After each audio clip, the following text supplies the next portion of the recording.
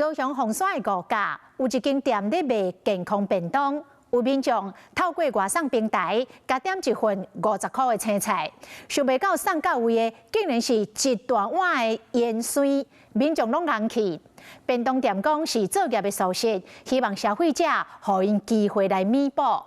另外，伫咧南马溪是有消费者刚早外食到一间港式的餐厅去食，餐厅讲安尼袂使哟，结果对方可能是不满，甲留一星负面的评论。餐厅的头家讲一定要甲告。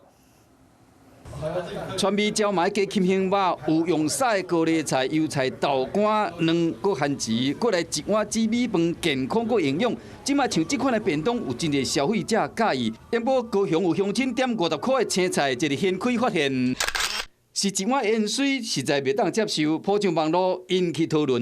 觉得还好啦，因为才50块嘛，我觉得还不错，香菜对身体很不错。我会开始骂。怎么说？它应该是算新香料的一种，所以你不能接受它当做是一个时令时蔬就对了。我不喜欢。乡亲的看法无同款，实际来到这间便当店，了解讲到底是安怎。那纯粹就是员工放错了，马上把单子留起来在这里。原来是因为人为作业的疏失。我们的配菜备用的，然后刚好拿错了平台，它那个订单就会消失，我们就联络不到客人。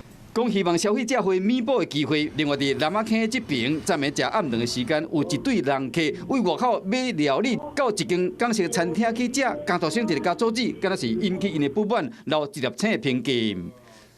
1颗星，他说西多是难吃死了，我没办法接受，所以当下我第一时间我就到分局去报案，选择提告，我要维护我自己的店的商誉。因为这间店有禁止炸外口的物件入来食的规定，所以讲生意人决定要告消费者，要维护这间店的名声。